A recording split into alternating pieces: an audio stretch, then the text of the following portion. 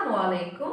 কিভাবে short form use করে shortly English sentence বলা ও লেখা যায় তা আজকে আমি কিছু এক্সাম্পল সহ শেখাবো।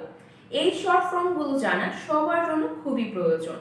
ভিডিওটি শুরু করার আগে একটু রিকোয়েস্ট থাকবে, যারা নতুন তারা অবশ্যই চ্যানেলটি সাবস্ক্রাইব করে দিবেন, আর যারা অলরেডি সাবস্ক্রাইব করেছেন তাদেরকে অসংখ্য ধন্যবাদ জানিয়ে আজকে লেসনটি শুরু করতে যাচ্ছি। ইম্মা, ইম্মার ফুল ফর্ম হচ্ছে আই এম গোয়িং টু। চলুন একটি এক্সাম্পল দেখে নেই। I am going to talk to her, I am going to talk to her. Imma talk to her. So আমরা আই এম গোয়িং টু না বলে ইম্মাও বলতে পারি। ইম্মা ইউজ করলে আমাদের সেন্টেন্সটি শর্ট হয়ে যাবে। হ্যাফটা, হ্যাফটার ফুল ফর্ম হচ্ছে have to. Example, I have to do it, I have to do it, I have to do it, I have to do it. Lemme, lemmeর ফুল ফর্ম হচ্ছে let me. Example, let me finish my work, let me finish my work, let me finish my work, let me finish my work. Give me মানে give me. Example, can you give me a glass of water please? Can you give me a glass of water please? Can you give me a glass of water please? Can you give me a glass of water please? So আমরা give me পরিবর্তে give me use করতে পারি, তাহলে আমাদের সেন্টেন্সটা short হয়ে যাবে।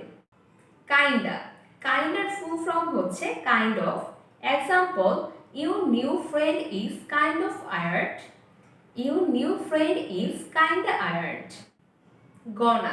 গনার full form হচ্ছে গোয়িং টু।